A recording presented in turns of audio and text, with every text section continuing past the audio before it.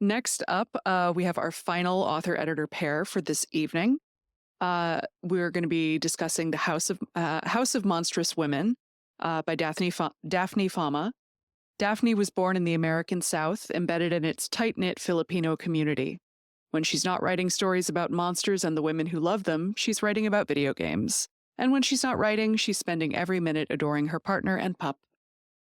And Candice Coote. Candice is an assistant editor at Berkeley, where she started her career in 2021. She acquires genre blending fiction and always seeks out stories from underrepresented voices, with an eye on issues and interests that speak to a millennial audience. She studied at Pratt and later the City College of New York, where she got her publishing certificate.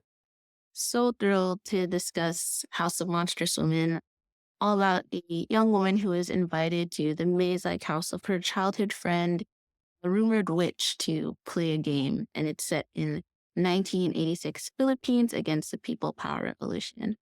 Daphne is really great at creating a sense of atmosphere and place, so important for this story that takes place in the Philippines, a place many of us might have never been, and set during a time period that not many know about. The house and the magic and the monster and the game and the history. I hadn't read something like this before that mixes all those elements in this unique way. So, Daphne, what was your inspiration for House of Monstrous Women? Yeah. So I would like to say that my mother is essentially the inspiration of so much of House of Monstrous Women. She's a very powerful woman. She's very vivid. And she just filled my childhood with stories about Filipino monsters, like the Encanto and the Dirisigathaton, which were not like us, and the Aswang. And they terrified me. They really, really scared. But she told me that essentially every single creature that lurked in the woods or darkness had a set of rules that could protect you. And that stuck with me. But even more than that, she actually had a friend who was part of a family who were accused of being a swan in Karigara. And Karigara was at the time super, super superstitious. That makes sense. Super superstitious. And there's like a lot of prejudice and persecution. And unfortunately, my mother's friend, her entire family just got pushed out of Karigara. And that really stuck with me. Like you lose your friend loses their entire life. Um, it was really tragic. But then my mom and her friend kind of linked back up. That friend moved to America. Um, we're all still family friends. We had Thanksgiving 2 years ago. She's doing fine. She's doing great. We had Thanksgiving together. But her story really stuck. Yeah, I love that you're all friends now, and this is rooted in such like real things. So why did you decide to make this story a Gothic horror? Yeah. So I feel like horror is probably one of the most powerful genres out there. I think fear is one of the most base human experiences. And I think Gothic horror, especially women, is very, very powerful. I think that like for whatever reason, I think that Gothic horror is like kind of like how do you say it? Like it's the culmination of the female experience, but like kind of taken to like a more dramatic degree. It's like a woman in an isolated house, kind of facing these oppressive environment and circumstances. Perhaps the house wants to consume her, perhaps it's the people within. And then through her own sense of will, her own sense of preservation and cunning, she's able to overcome that. And I think that we can take like so for example, like, oh, there's like in House of Monsters, there's like the social pressure to perform, to marry a certain person. And she breaks through that. And it's a form of emancipation. And that's why Gothic horror is really important to me. Yeah, and you talked a lot about your mother's friend and how that inspired the story, especially the Oswald family in this story. But like, why center the story around this young woman named Josephine and not the Right. Oswalds? No, that's very fair. I think it's song are like way more interesting too. But as some people have mentioned, I've poured a lot of myself to the main character. Josephine is a person who was essentially raised with like huge expectations on who she should be, what she should look like, who she should marry. Um, And she conforms to that and she's miserable.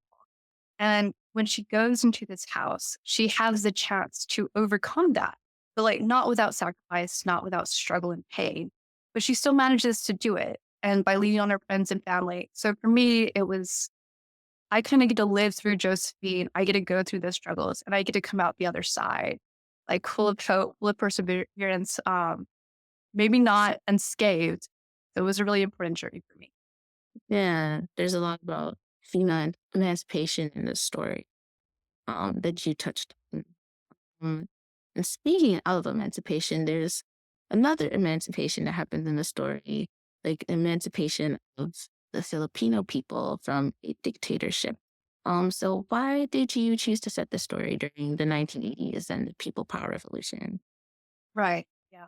So I mentioned that my mother was a huge inspiration and she lived through the People Power Revolution. She was 26, which was around the age I was when I started writing this novel. Um, and the People Power Revolution is one of the most, to me, amazing events in human history.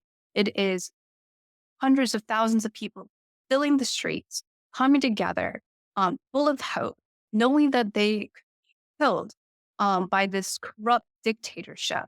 And all they have with them are flowers, rosaries, singing. They have nuns amongst them. Like, it's just, it's like, it's so powerful. And together they managed to essentially oust a dictator. I don't know if that's anywhere else in the world. It was extremely powerful. I was also raised with I was raised with everyone in my family essentially telling me Marcos is essentially the devil. He was extremely corrupt. He destroyed the Philippines, killed so many people. And all of a sudden, just a few years ago, it was like everyone changed their opinion. Now he's this really great guy who improved infrastructure and trade agreements. And I'm like, where is this coming from? Um, I was so frustrated because like this happened in living memory. Like my mom lived through this. If you didn't live through this, your parents lived through this. So how are we making the exact same mistake that we definitely should have learned from? So that was very important to me. Yeah. Unfortunately, this book turned out to be much more timely than we anticipated. It wasn't on purpose. Um, so, in that sense, like, what would you hope that readers would take from this story, seeing it's how it now so closely resembles the time that we're in? Right. Um, I think wow, it was Ivy who's like really mentioned the fact that we're so divided right now as a country. And it's true, we are so divided. We're divided along politics, like divided along gender and philosophy. And really, we should kind of focus on the fact that we all have a common enemy here. We should all bind together and we should all fight for what we believe in. Because like at the end of the day, we're all humans. We all deserve love, compassion. We all deserve like to live a happy existence without fear.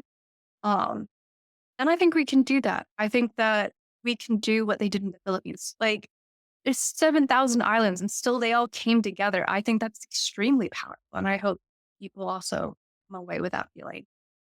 Yeah, there's this strong thread of hope really stood out to me in the House of Monstrous Women. Um, and that comes through all like the sacrifice and like the stress of being in this house and this kind of oppressive environment. Um, but that hopefulness still shines through and makes like it's a thread that sticks with you throughout the book. Um, and I think it's so clear you thought a lot about the intention about the book, behind the book, and I love your thought process around this story. Um, Another thing that you put a lot into were the fantasy elements. So let's discuss like the Filipino folklore and why this is such an important part of the story. Um, I love Filipino folklore. I've always loved it. I think it's so cool. But it's a tragedy because obviously the Philippines has been colonized by so many different countries, and every single one tried to stamp out what was originally there. So you have to dig deep to find the original good stuff. And like this is kind of cringe, but I actually made a podcast where I discussed it. I did 4 episodes on Filipino witchcraft. Don't look for it. It might quality is just like so trash.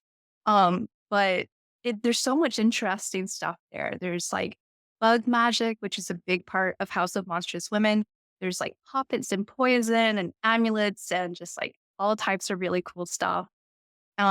And for House of Monstrous Women, I actually went to the Philippines and I found someone who practiced black magic, like on this really isolated island. It took me 3 or 4 hours on a boat, like a tiny boat to get there. And he works with an Encanto, and he essentially just broke down how he murders people for money. So I thought that was really interesting. That's still there. Um, but I just really wanted to keep this really amazing belief, this culture alive. Not necessarily the killing people for money part. Um, no matter what happens, because we're losing it. It's not written down anywhere. So House of Monstrous Women is my attempt to keep it alive, even though I take a few creative liberties here and there. Yeah, I love that you're putting so much of yourself and your culture into this book. And I think it'd be so much fun for people to really learn about it. So, like, just quickly, the last question I have is the sapphic element is another important part of this. And why was it important for you to include? Yeah. So I said I put a lot of myself into Joseph's main character. The sapphic element is also pretty big. So it was pretty obvious when I was a little kid. I was a little fruity, a little queer. I was always wearing boy clothes. I was always the dad when we played house. Um, and so like one day I'm rocking up to my mom. I'm wearing my dad's clothes. Okay, it didn't fit me. It's like a Hawaiian shirt. It's hideous. And I was just gonna ask her a normal question. My mom looked me in my eyes and she goes, "Are you gay?" And I was like, "No." Course not. And I hadn't even thought about it at that point. But the sheer disappointment in her eyes meant that I didn't think about it for years and years and years. I just squashed Jenny's feelings down and just did a lot of compat relationship I didn't necessarily love because it made her happy. And I didn't think about it until it was really far away from her. And now, House of Monstrous Women has Josephine, who is very obviously in love with Haraya. Everyone knows it. No one hates her for it, but everyone's like, you cannot pursue this woman. And Josephine's like, I'm pursuing this woman. And I love that for her. So it's Josephine living out what I would like, well, what back then I would have liked to live out. Um, and also my mom doesn't know about any of that. So August 12th, I'm coming on to her with this book. So pray for me. So great, Daphne. Yeah, so I love that you put so much of yourself into this. And I can only hope that readers will take all these layers and truly enjoy the ride. I have to Thank you so much, Daphne and Candice. That was wonderful. Daphne, you had me at bug magic. That sounds amazing.